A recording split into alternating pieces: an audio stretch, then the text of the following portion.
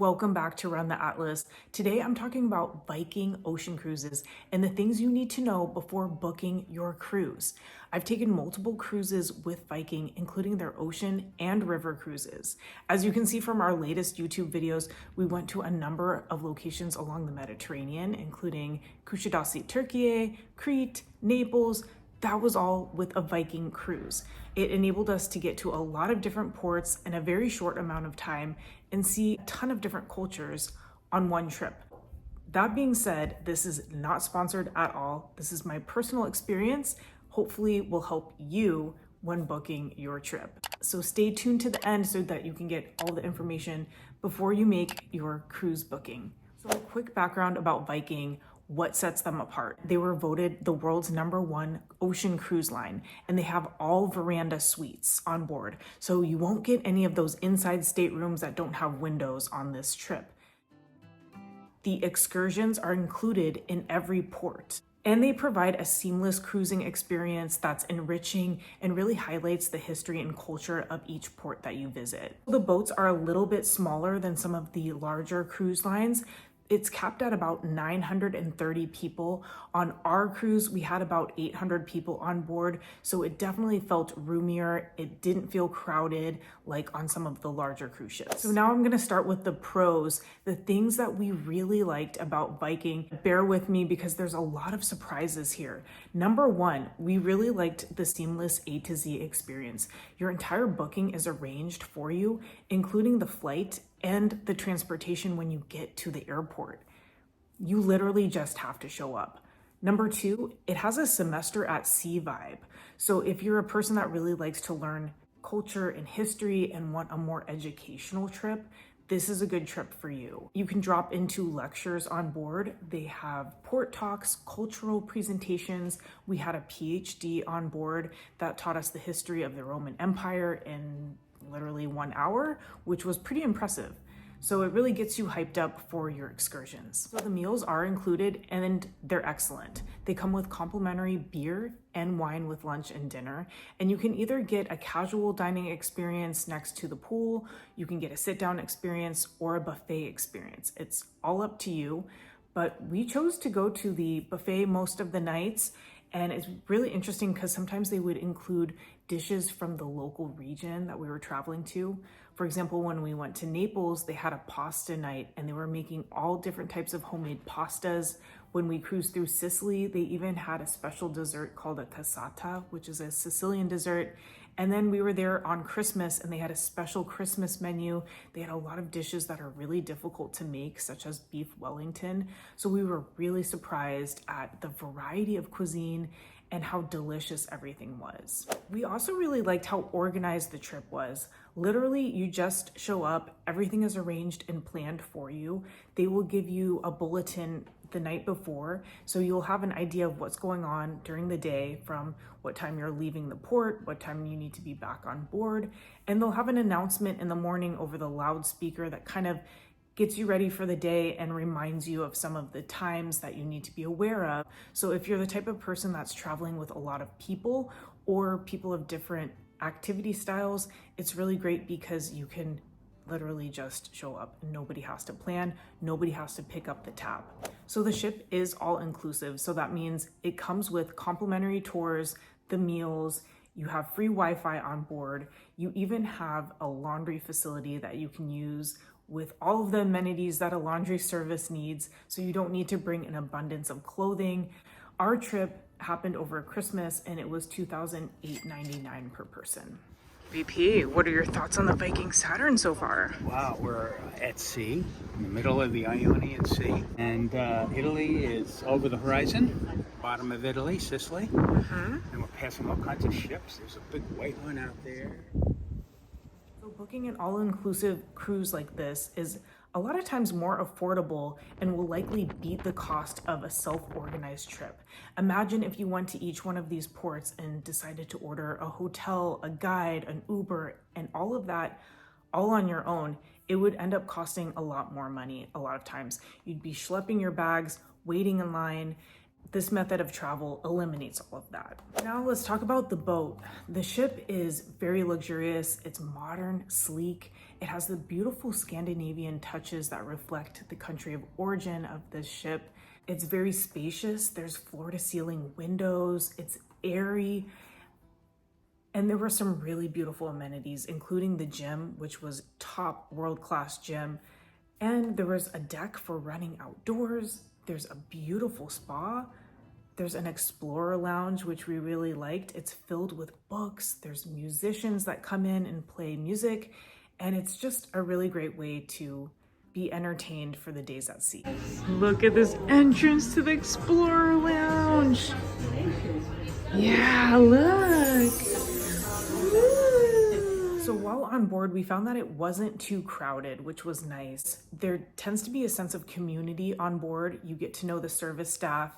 Sometimes you run into the same people and you can become familiar with them, trade travel stories, and you can even make lifetime friends on a cruise ship like this.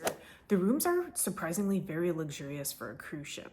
When I think of rooms on board a ship, I think of something that's small and compact and a little bit claustrophobic, but not so on the Viking Cruise.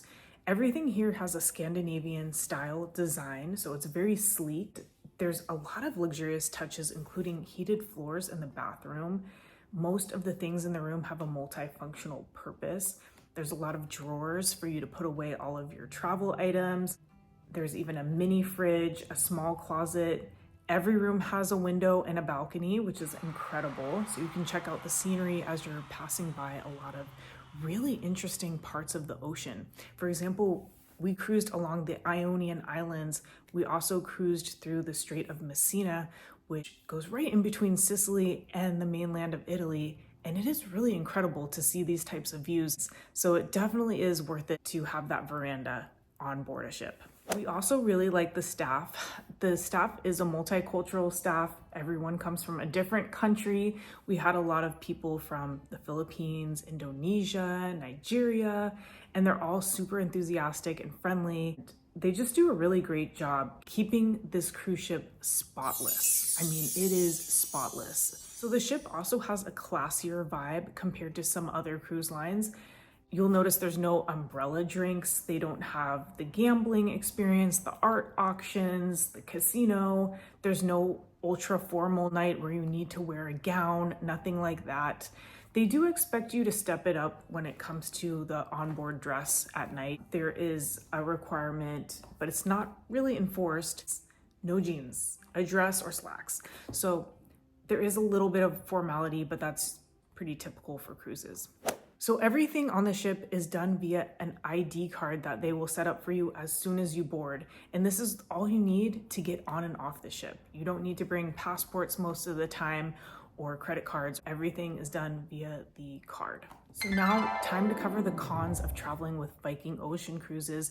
And you want to keep these in mind before booking your trip because some of them are very surprising. Number one is that it is very bus centric.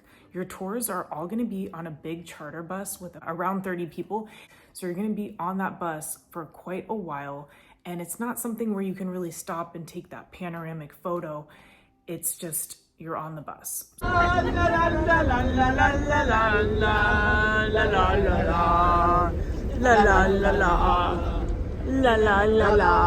Number two is that it caters to an older crowd. And this is no secret. If you look at their brochures and their marketing materials, it's definitely an older crowd. So if that's part of your family, then you should definitely consider the ocean cruises. You have to be 18 and over to join the cruise as well. So it's not for young families. It's not for people who are extremely active or want an extremely active trip. And it's not really recommended for solo travelers because the suites, they're meant for at least a 2-person capacity. Another thing is while we were on the tours, you're going to be in a group of about 30 people. You're all going to have an earpiece. So everyone's going to notice you and notice that you're a traveler and that you're on a tour. So you will definitely stand out while you're on this trip. Because this is an all-inclusive trip, meals are included, you're highly incentivized to eat on board the ship.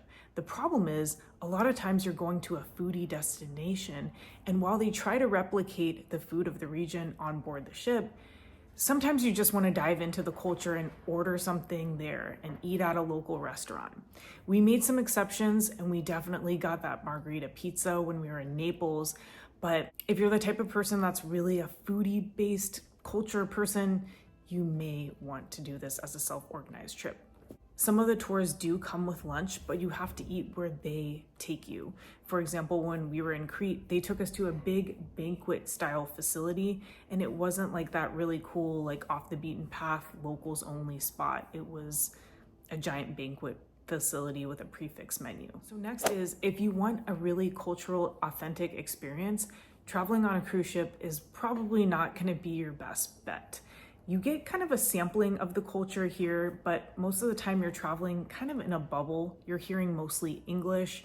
You don't ever have to handle any of the local currency. You don't even have to go to any of the local restaurants if you don't want to. So if you really want to dive into the culture and have a more authentic trip, then you might want to do this as a self-organized trip instead. Each port comes with an included excursion, and we recommend that you go with that. It's great to have an included excursion with a knowledgeable guide to give you an overview of the site that you're seeing. If you've been to that site before, there are other tours that you can choose. Sometimes they cost extra though. The guides can range in quality, but overall we found that they spoke very good English and they were very knowledgeable about the location. The audience on board the ship tends to be American, English speaking, of course, and a lot of them we noticed were a little bit more interested in the amenities on board the ship than the actual destinations, so that's something to keep in mind.